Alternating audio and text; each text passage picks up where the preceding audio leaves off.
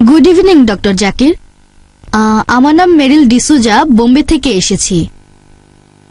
প্রথমেই আপনার এই সুন্দর লেকচারের জন্য অনেক ধন্যবাদ। আরেকটা কথা না বলেই পারছি না, গত কয়েক বছর ধরে আমি টেলিভিশনে মোটামুটি নিয়মিতভাবে আপনার লেকচারগুলো শুনি।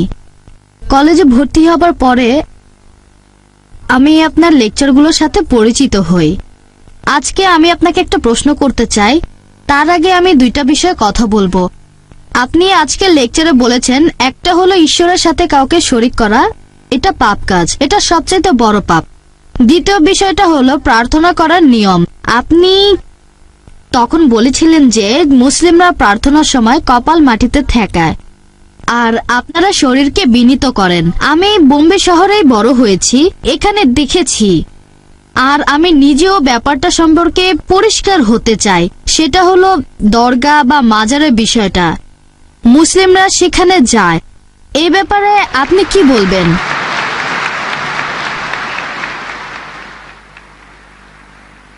বোন খুব সুন্দর প্রশ্ন করেছেন, আর এবারে প্রশ্ন করেছেন মুসলিমদের নিয়ে। খুবই সুন্দর প্রশ্ন। আপনি বলেছেন যে ইসলাম ধর্মে যদি আল্লাহর সাথে অন্য কাউকে শরিক করা সবচেয়ে বড় পাপ হয়, আর প্রার্থনার সবচেয়ে সেরা নিয়ম হলো সিজদা করা, কিন্তু দরগাগুলোতে কি হয়? মানুষজন দরগায় যায়, সেখানে সিজদা করে, সেটা ঠিক না ভুল? এটা ছিল আপনার প্রশ্ন। বোন, আমি আপনার সঙ্গে একমত।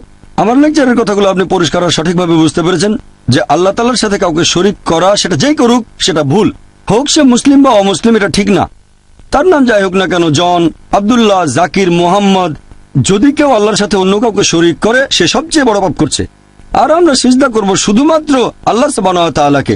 যদি কেউ আল্লাহ ব্যতীত অন্য কাউকে সিজদা করে সে শিরক করছে, আল্লাহর সাথে অন্য কাউকে শরিক করছে। তাহলে একজন মানুষ যদি কোনো কবরের কাছে যায় আর সেই কবরকে সিজদা করে, সেই কবরকে ইবাদত করে, তাহলে সেটাই সবচেয়ে বড় পাপ, হোক সে মুসলিম বা অমুসলিম, যে নামে পরিচয় দিক। ধন্যবাদ।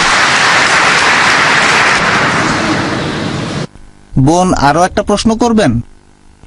আচ্ছা, যেহেতু আমাকে একটা সুযোগ দিয়েছেন, তাই এই বিষয়ের উপরে আরেকটা প্রশ্ন করি, কারণ আমি এগুলো করতে দেখেছি। আর আপনি বললেন যে কোনো মানুষ, হোক সে মুসলিম, খ্রিস্টান বা হিন্দু, যেই করুক এটা শিরক। এখন আপনার কাছে আমার প্রশ্ন যে আমি যেমনটা দেখেছি এরকম প্রচুর আছে, আমরা সবাই তাদেরকে জানি মুসলিম হিসেবে, এরা দরগায় যায়। এখন এই ব্যাপারে আপনি কি বলবেন? এখন মুসলিম এই আরবি শব্দটা সম্পর্কে বলতে গেলে সত্যিকারের মুসলিম যে আল্লাহর কাছে নিজের ইচ্ছাকে সমর্পণ করে, সত্যিকারের মুসলিম কখনো কোনো কবরকে সিজদা করবে না। আমি বিষয়টা জানি, বলবো না যে ভুল বলেছেন, আপনি ঠিকই বলেছেন। মুসলিম নামে পরিচিত এরকম প্রচুর মানুষ আছে তথাকথিত মুসলিম যারা কবরকে সিজদা করে। এ ব্যাপারে আমার দৃষ্টিভঙ্গিটা হচ্ছে, আমার মতে তারা ভুল করছে, এটা শিরক, তাদেরকে বদলাতে হবে। আর আমার লেকচারেও আমি তাদের উদ্দেশ্যে বলেছি যে যদি আপনারা কোনো কবরে যান, আমাদের নবী বলেছেন তোমরা কবরের কাছে যেতে পারো, এতে আখিরাতের কথা মনে পড়বে যে একদিন আমিও মারা যাব। তাহলে কবরে গিয়ে সেই মৃত ব্যক্তির জন্য দোয়া করবেন, তার কাছে দোয়া চাইবেন না, তার জন্য দোয়া করতে পারেন আল্লাহ যেন তাকে জান্নাতুল ফেরদৌসে পাঠান, তার সব গুনাহ মাফ করে দেন ইত্যাদি। তবে তার কাছে দোয়া চাইবেন না, দোয়া করবেন শুধুমাত্র আল্লাহ সুবহানাহু ওয়া তাআলার কাছে। ইয়াকা নাবুদু ওয়া ইয়াকা নাস্তাইন, আমরা শুধু তোমার ইবাদত করি, তোমার সাহায্য চাই। আমার বিভিন্ন লেকচারে আমি সব মুসলিমদের উদ্দেশ্যে বলেছি যে এটা করা ঠিক না। একটা লেকচারে আমি বলেছিলাম যে আপনারা কোনো কবরকে ইবাদত বা সিজদা করবেন না, এটা ঠিক না, সবচেয়ে বড় পাপ।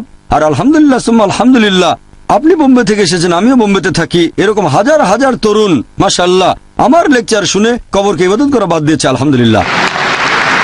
আশা করি উত্তরটা পেয়েছেন।